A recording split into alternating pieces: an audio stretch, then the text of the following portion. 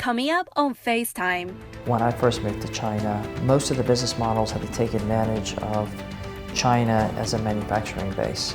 But today, China is a destination for consumers. Could you tell us what you think are the differences between American and Chinese entrepreneurs? Chinese entrepreneurs, they study voraciously all the developments that are happening in Silicon Valley, as well as all the developments happening in mainland China.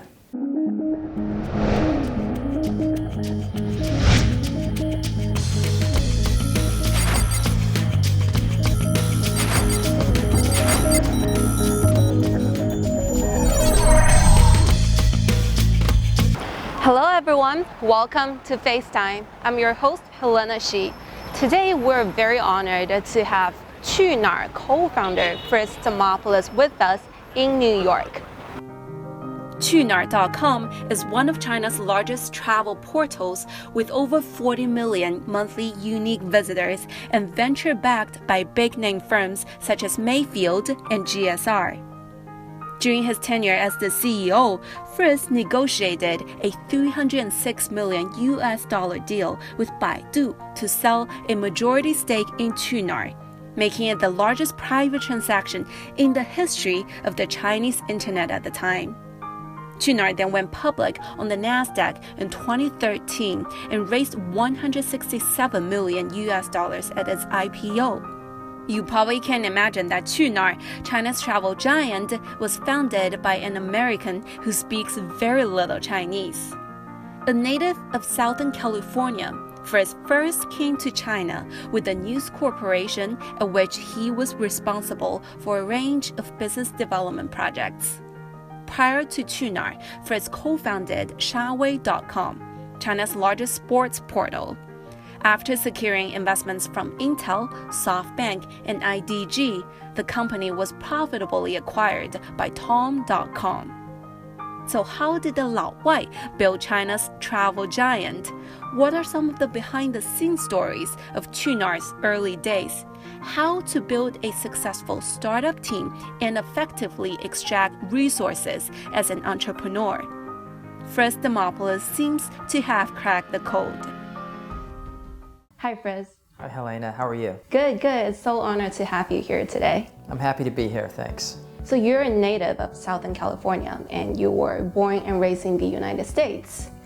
You first went to China with the News Corp. What brought you to China?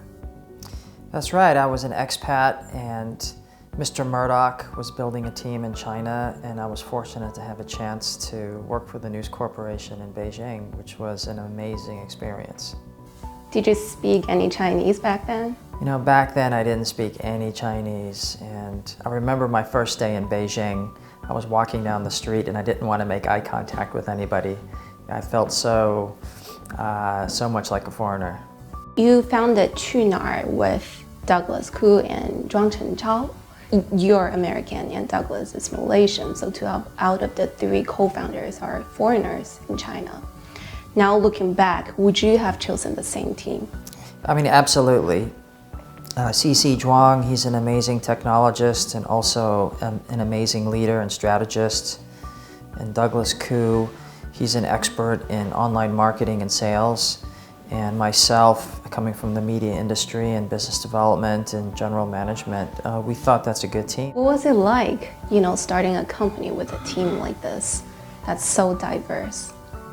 Well, that's the key, is you really want a diverse team because you want skill sets that complement each other. And the only way to do that is to have a diverse set of skills. Too many founders we see, they hire people just like themselves, but that's the wrong way to do it. How did you balance roles and responsibilities with your co-founders? Yeah, that's a bit of a negotiation, it's a bit of a balance, and it's a bit of a challenge. I mean, over time our skills develop and evolve, and some of us develop unique strengths, and so we always have to be aware of what are our skills, what are our capabilities, what are our strengths, and what are our weaknesses. So one of the key things I think is to be self-aware and to understand where are we. It's very, very important. So what are your skills? What are your weaknesses and strengths? Well, I think I have a lot of weaknesses. It's so many that I could talk for hours about them. But I think that I've been fortunate to have lived in China for a long time and to have seen many of the changes in the Chinese market, which I think has been a huge advantage. What are some of the changes that you've seen? The rise of the Chinese consumer. When I first moved to China, most of the business models had to take advantage of China as a manufacturing base. But today, China is a destination for consumers. Large multinationals and local companies are targeting the Chinese consumer. And those consumers, they have high savings rates. They definitely want to spend money. And after working for so many years, they want to enjoy life a little bit. That's a perfect consumer group to reach out to. And I guess now going back to Qunar, how did you come up with the idea? Could you share with us some of the stories, behind the scenes stories when you founded Qunar? CC, Douglas, and myself, we wanted to start a business. And we didn't know how to do it. And we didn't know what to focus on. At that time, one of the most successful and largest companies in the world was Google in 2004. And so we thought, okay, if Google is this big, can we take a piece of Google for ourselves? And we started thinking, what were the pieces of Google? And we analyzed each one of those businesses, and we drew the conclusion that travel was one of the most attractive. And that's how we did it. It was a very, very top-down approach. Some people, when they set up a business, they want to change the world. That's what Mark Zuckerberg wants to do. He wants to change the world. Other entrepreneurs, they want to solve a very, very specific problem that they face. Like Brian Chesky at Airbnb, he had a very specific problem in San Francisco, which was there weren't enough hotel rooms. And so he thought, how can I solve that problem? Easy, help people to rent out their spare bedrooms. And a third way to set up a business, which is the way we did it, which was taking a top-down approach. Where do people make money, and can we take a piece for ourselves? And that was our inspiration for setting up the business. So you guys had an office in Guangdong, and obviously a lot of customers who are, Cantonese. Could you tell us more about how you expanded to the Guangdong market, preferences of, the customers in Guangdong? We think that Cantonese customers like outdoor activities. They like spending a lot more money on sports. They like to travel more than most typical Chinese. And of course they like their food. Mm-hmm. And they like anything that crawls, I suppose. And a great zest for life. That was a great consumer group. You mentioned earlier about Shawei.com. So prior to Qunar, you co-founded Shawei.com, and you were able to secure investments from Intel, IDG, and SoftBank. Qunar obviously was also venture-backed by a lot of big names such as Mayfield and GSR. How are you able to attract so many investors, for your venture in China? That's a great question. One of the key responsibilities of a CEO is resource extraction. That means trying to get financial resources, trying to get people resources, government resources, partnership resources. And so obviously trying to extract financial resources is really important. But there wasn't a secret. We had a great business plan. We invested in our team. We always built a core team before we talked to investors. So we had a nice team in place already. We had a great product. The product worked. Let's try to get some customers, because that will show that the concept potentially can work.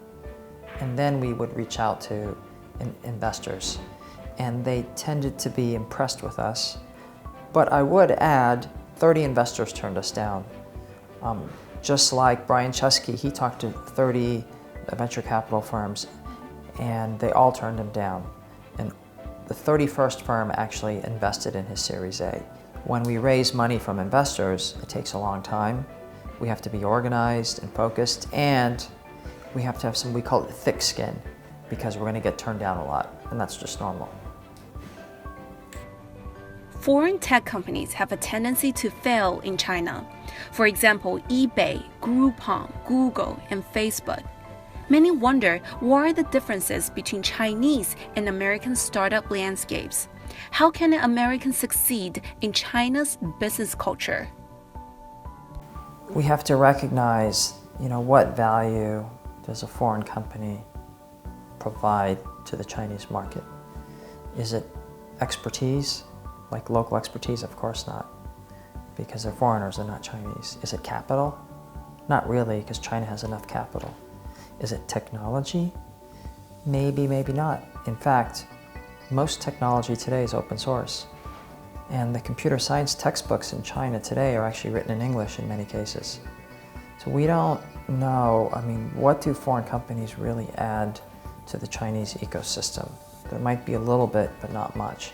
And so it makes it very, very difficult for these companies to actually operate. We were lucky because I brought in amazing local talent. And to be honest, we had the right strategy as well. You can compete in the world in 3 different ways. You can be smarter than anyone else, you can cheat people, or you can be first. And we always thought it was good to be first, be the only player in the market. And Qunar, for many years, was the only player. When we were talking earlier, we talked about blue ocean strategy. We clearly had a blue ocean strategy. We had created a price comparison and discovery platform for travel products, which didn't exist before. The only players in the online travel business were sellers, but there was no discovery platform. So we were able to be the first company to build that. And so we didn't have competition in the early years of the business, we had no meaningful competition. And that allowed us to compete very effectively. Some of the American companies that want to come in, there's already a half a dozen local players. And they all have capital, they all understand the market, they all have the same level of technology excellence as the American companies do. So it's very, very difficult for the foreigners to compete. Obviously, back then, there was a blue ocean of opportunities for you guys. However, Peter Thiel once said that first movers are not what's important, it's the last mover. For example, Microsoft, was the last operating system. Google was the last search engine. How would you respond to that? I'm not aware of exactly what he means by that because the winner in the market is always the last, if you think about it. Because if you're not the winner, you wouldn't be the last, right? Yes, you don't have to be first, but you better be really smart. Really, really smart. And I would argue, China, there's so many smart people. Every year, all the great universities are graduating lots of smart people who are ambitious. And people in China, not only do they understand what's happening in China, they understand what's happening in the West. There's this asynchronous flow of information. Chinese entrepreneurs, they study voraciously all the developments that are happening in Silicon Valley, as well as all the developments happening in mainland China. They just have a lot more knowledge, a lot more capability. And who wants to compete with those people? It's just too difficult. I think it's better to be first. Have some vision, of course. So you mentioned that Chinese entrepreneurs learn really fast. So could you tell us what you think are the differences between American and Chinese entrepreneurs? That's a great question. We, in China, the market is very, very dynamic. And what we've seen globally is when markets are extremely dynamic, subject to massive change and disruption, what we tend to see is relationships are much more important. Why are relationships important? Because we can't rely upon anything else. We can only rely upon the relationships with people, our key staff.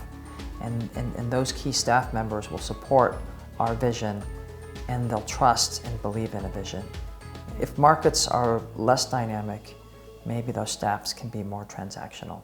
Secondly, which is what you brought up about learning, in China, a typical entrepreneur will double his or her knowledge every 18 months.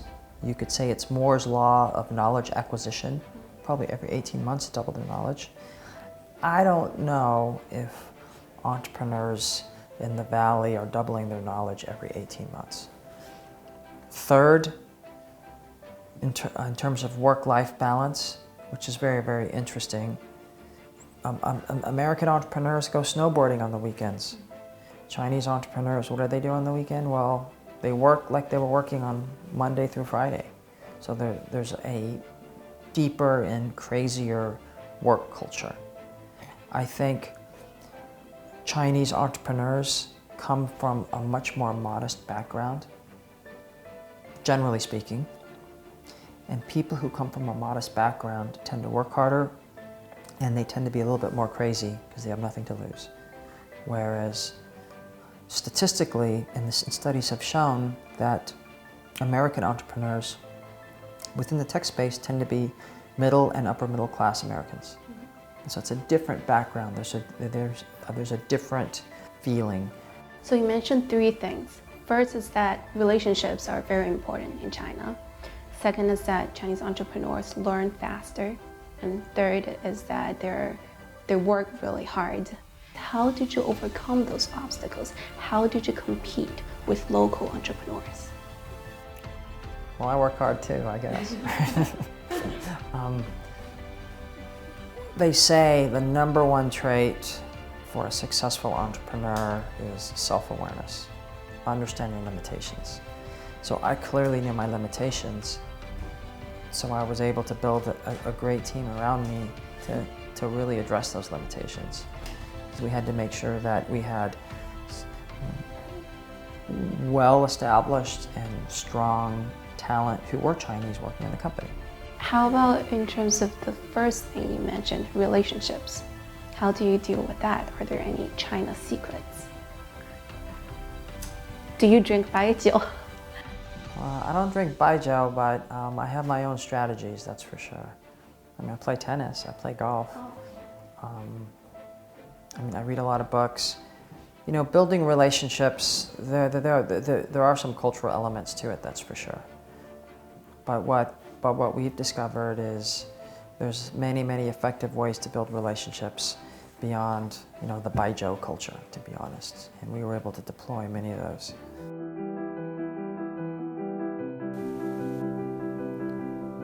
Fritz has always kept an eye on Guangdong's consumer market and startup landscape. As the former CEO of Qunar, he recognized that Guangdong was one of Qunar's largest markets. Now, as an investor, he believes in the enormous potential for both entrepreneurs and investors in China, especially Guangdong.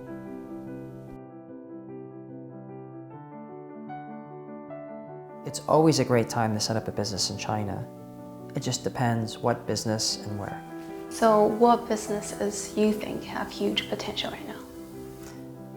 I'm super excited about education, especially K-12 private education. I think there's going to be a revolution in how we teach our kids, how we learn ourselves, based on new developments in technology and new types of platforms such as virtual reality, big data, personalization, AI, and all those trends are coming to a fold and will have an impact on how we effectively educate ourselves or educate our kids. So I'm super excited about that. Now you're sitting on the other side of the table as an investor, a founding partner of Qunar Capital. And you're based in Hong Kong, which is right next to Guangzhou. Do you still keep an eye on Guangdong's startup landscape? I mean, absolutely. I have a team. Two of my team members speak Cantonese, and my wife speaks Cantonese too. I guess she's part of the team. Is she Cantonese? Yeah, she's Cantonese. Spent a lot of time in Shenzhen and Guangzhou. So in terms of our key strategies, Guangzhou and Shenzhen are two, and Hong Kong. Those three cities we focus on a lot as we try to originate interesting deals, deploy capital, and work with entrepreneurs. So those three cities we're super excited about. The Pearl River Delta.